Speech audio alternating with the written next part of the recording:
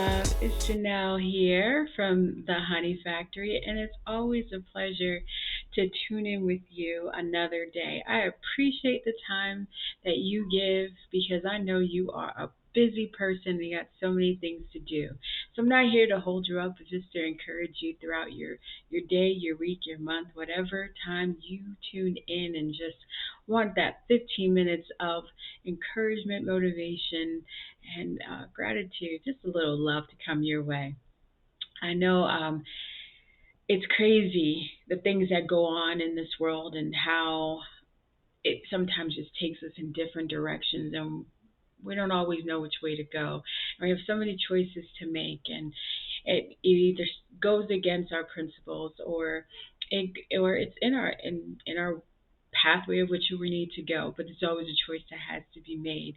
I remember as a kid, especially as young kids, there's always a lot of decisions that have to be made. So a lot of times our parents get to make a lot of our decisions up into a certain age, but then after that, as we go out there and become young adults, we have to make those decisions ourselves. And I remember as a kid, especially as a teenager, where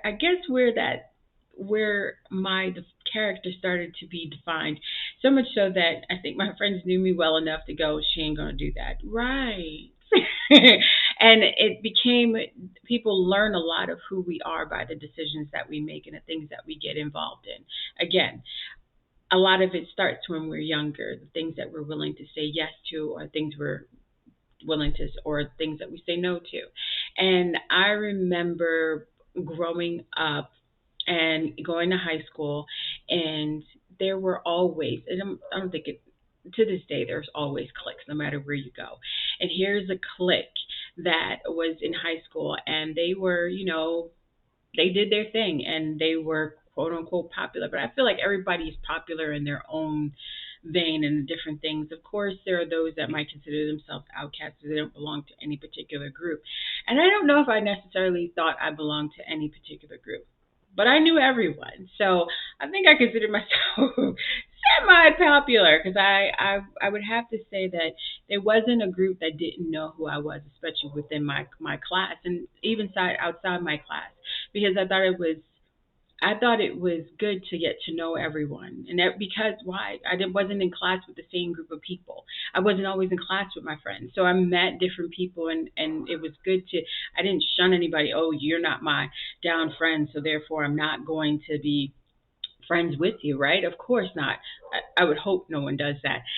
It's important to get to know people because you just don't know your resources that are around you. And I didn't know that then, but here as an adult, I see the value of that. But I remember having to choose. Like I could be a part of this group, and what that meant with being a part of this group is that they hung out on the weekends and did certain things, things that I didn't necessarily do. Not, I wouldn't say necessarily because my parents were like, you don't do it, because I don't know if I ever really had that conversation with my parents of the things not to do. I just knew the things that don't do that's going to get you in trouble, because then things got taken away and I liked my life, and there were certain things I just wasn't interested in doing. And my grandmother was great at telling on me because I grew up in a tight knit family where I had my mother, my grandmother, my aunt, my cousin. So, and people knew your business because the family came over on Sundays. And so whatever you thought you got away with on Sunday, you found out you didn't. So I kind of had a tight knit over my own life, in which I said, okay, I'm not going to do these particular things because I don't need it to show up at Sunday dinner and I become the story. I'd rather everybody else become the story, and I'm sitting there like, well, that's kind of interesting. Not know. Did you just talk about my business? Trust me, my grandmother did it to me, so I already knew, and this is not something that I really cared for. So I think a lot of my decisions came from that. But here's a group of friends that did say, okay, I want to hang out with these group of people because they're cool. And because they were cool, they did certain things that I just didn't do. Whether or not it was extra parties that they did, I really couldn't tell you everything, but they may have, because I wasn't there, had sex, drugs, alcohol. And it's not like I'm like, oh my God, it just wasn't something that I was, I was, um, how do you put it, open to. So therefore, I didn't necessarily participate, and I wasn't living nearby, and so maybe even by distance made it different because I lived a good distance away. So because I traveled into go to school, so it was a little bit different. So I didn't belong to that, but I also saw the ramifications of being a part of that group, because when things started falling apart within that group, people became scared of certain people, and then they felt afraid to speak out against stuff. And I saw and I can almost feel that fear that a lot of them had when things started to occur within the group. Now, mind you, again, I was friends with everybody, so therefore I knew the groups, and here it was, and I could feel that fear that they were having. But even in then, I had to make a choice, as in, do you participate, and whose side do you take? And I took no side. I just stood for myself. As in, I'm not doing that. I'm not afraid of you, and I'm not going to bow down to you. It's unfortunate they feel like that, even though here we are, teenagers. Like, what are we doing? Why would you make the life decisions that affect you? Why are we making that now? And some of them were, and it ended badly. That one girl got kicked out. Decisions, I don't know if anything's really turned around in her life. I'm hoping that it did, of course. But sometimes we can have this spiraling effect.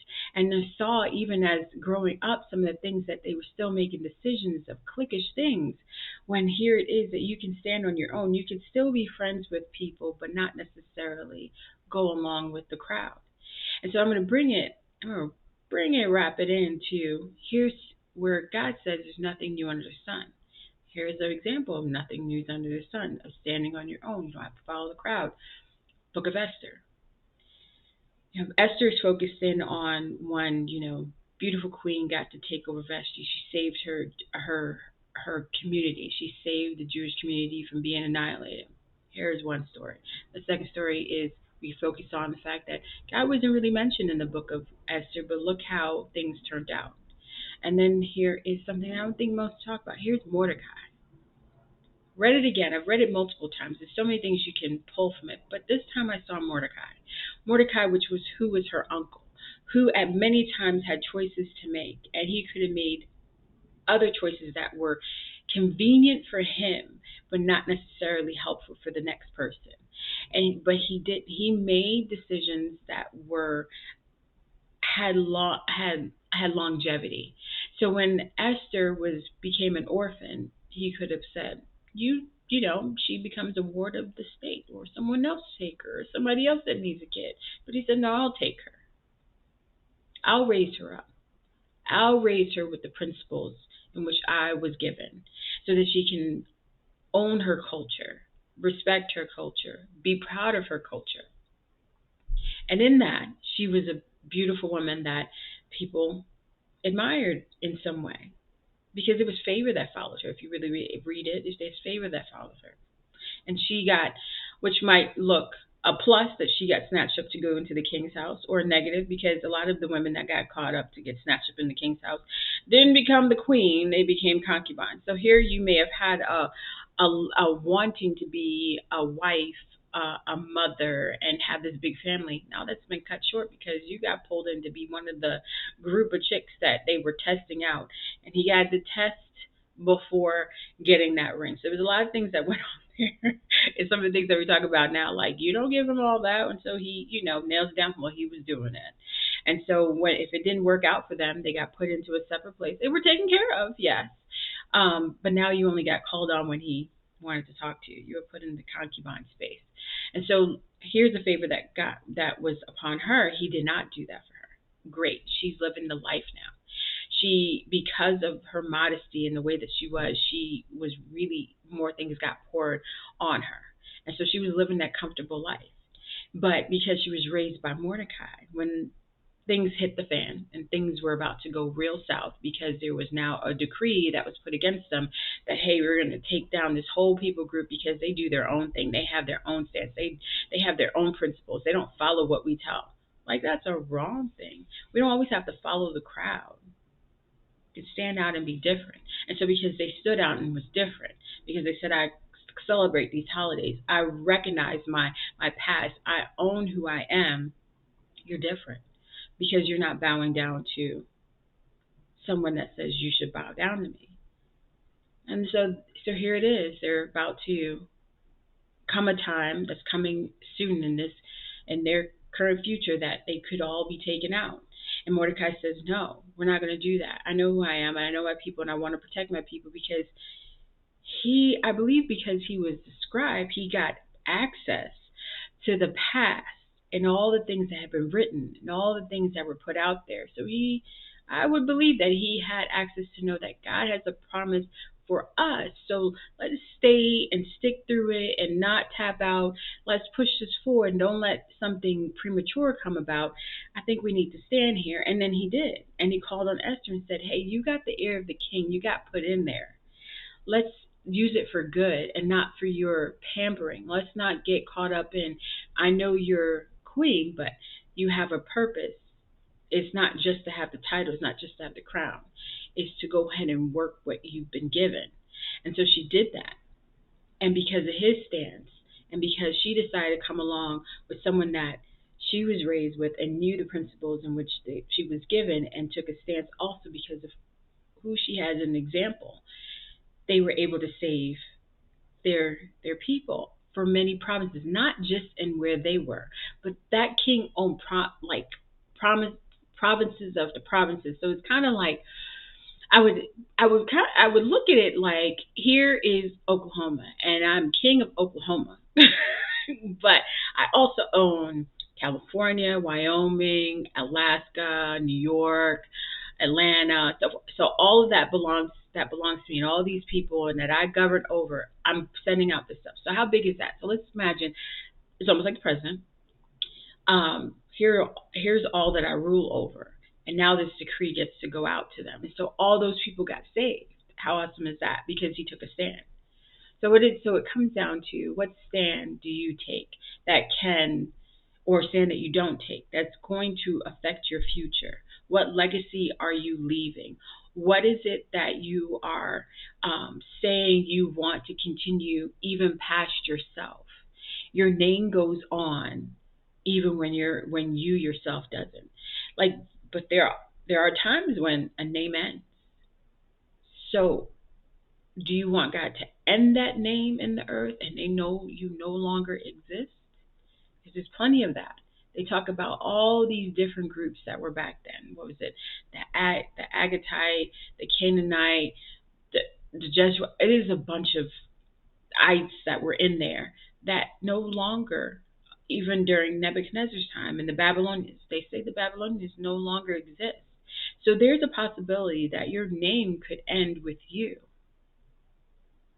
But what if you took a stance? What if we took a stance and said, no, we stand for God, and God says, I want that in the earth to continue? Why do you think the enemy wants to kind of tap you out? So you could be against, and then it goes, well, there's that lineage gone. So here's a choice that you have to make. What legacy do you want to leave?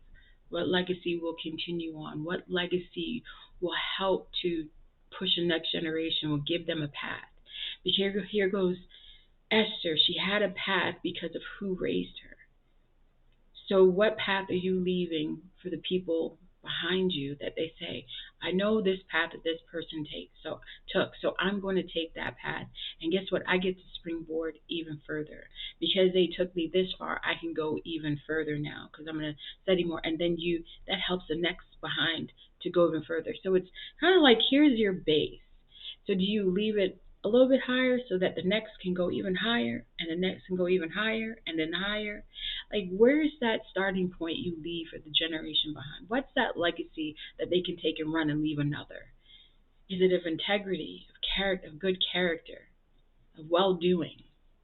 It's not just about the money, because the money you can't take with you. And the money, if they don't know how to value it, they can burn through it. It's more than that. It's that name that says, when I hear this name, I know what it stands for, because this is what those behind it did. It could be good or it could be bad. What is it that you're leaving? What's important to you that you would want someone else to know about? Think about it. So there's so much that we can do. There's a stance that you can take, and every day we have a choice to make and take a good stance. So make that stance, make it beautiful. Let it stand tall and strong and be an example to so many. Because you are the example for those that are around you in your community that can stretch for so far. Because sometimes, you can look at it, just one quick thing. Sometimes we can look at it and say, well, I mean, I'm not reaching the world. It doesn't have to reach the world because you're that one person that can affect the 5 or 10 that are around you, or even that one. And that one affects the next 1 to 10 to 20 to 30. And those ones of 10s and 20s and 30s affects the next 10, 20s, and 30s. So when you think you haven't really did anything, you actually have touched so many lives just for that one thing that you've done, whether it's that to that neighbor you spoke well to and you became a good friend to and you kept your integrity to, or to your coworker that you did the same thing for example, to your child that you showed a good path, to your parents that are connected to different people, they have people that they're connected to. It just goes, there's so many different directions that it can go. And it could be that one person there and that one person there. But it's just that one step, that act of faith that says that I'm going to do something well and pleasing in the will of God in my life. That one step of faith, because faith without works is dead. That one step, that one act, that can change so many things. Your life, my life, and those around you. So be you completely, thoroughly, without any shame. Stand in who you're called to be. Have a blessed one. It's always a pleasure.